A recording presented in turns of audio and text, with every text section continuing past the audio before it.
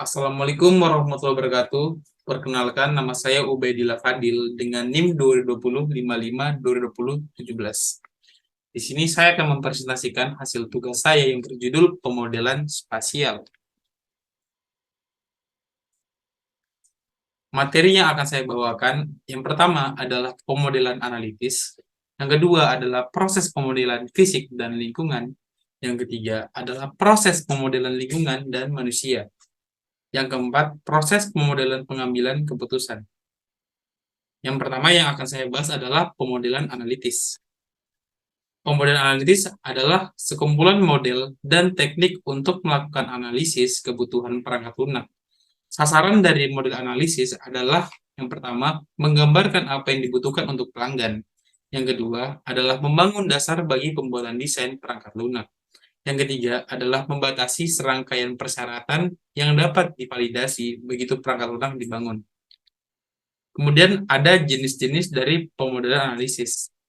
Yang pertama adalah model matematika.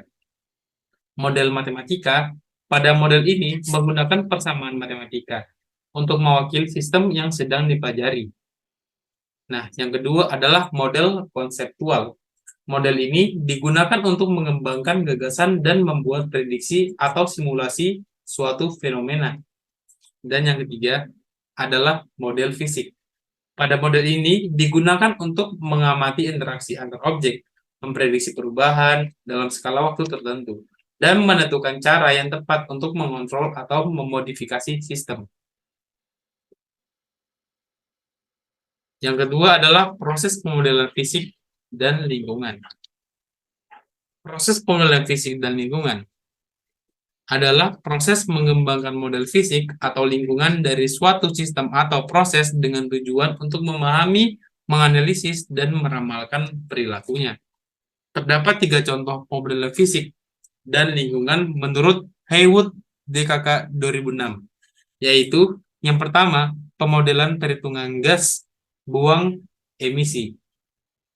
Model ini digunakan untuk memprediksi jumlah emisi gas buang dari kendaraan atau industri. Yang kedua adalah pemodelan kebakaran hutan. Model ini digunakan untuk memprediksi kemungkinan terjadinya kebakaran hutan dan seberapa besar dampaknya. Yang ketiga adalah penurunan variabel penentuan daerah aliran sungai menggunakan data digital elevation model. Model ini digunakan untuk memprediksi aliran air dan potensi banjir pada suatu daerah aliran sungai. Materi yang ketiga adalah proses pemodelan lingkungan dan manusia. Pemodelan ini adalah penggambaran proses lingkungan beserta hubungan antar komponen atau variabel pembentuknya menggunakan representasi logika dan matematika. Pemodelan manusia. Terdapat 2 model utama dalam pemodelan perilaku manusia, yaitu yang pertama adalah model interaksi spasial, yaitu model yang digunakan untuk memahami dan memprediksi lokasi, suatu aktivitas, dan pergerakan material, orang maupun informasi. Yang kedua adalah model gravitasi, yaitu model yang digunakan untuk peluruhan jarak yang bersumber dari hukum gravitasi Newton untuk menghitung interaksi relatif antara 2 tujuan atau kota yang berbeda. Materi yang keempat adalah proses pemodelan pengambilan keputusan.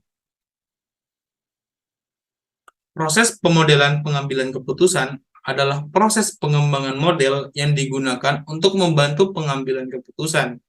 Model yang dibangun dalam proses ini akan digunakan untuk memperkirakan hasil yang mungkin terjadi dari berbagai keputusan yang diambil. Beberapa contoh dari proses pemodelan pengambilan keputusan antara lain, yang pertama adalah pemodelan risiko. Model ini digunakan untuk memperkirakan hasil yang mungkin terjadi dari berbagai risiko yang sudah ada.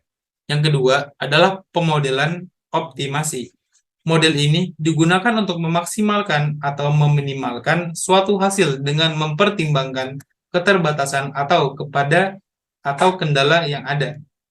Yang ketiga adalah pemodelan simulasi. Model ini digunakan untuk memperkirakan hasil dari suatu sistem atau proses dengan mengsimulasikan berbagai kondisi yang mungkin terjadi. Nah, dalam proses pemodelan pengambilan keputusan, penting untuk mempertimbangkan berbagai faktor yang dapat mempengaruhi hasil keputusan, seperti ketidakpastian, kompleksitas, dan keterbatasan sumber daya yang tersedia. Selain itu, model yang dibangun juga harus memiliki tingkat akurasi yang memadai untuk dapat diandalkan dalam membantu pengambilan keputusan.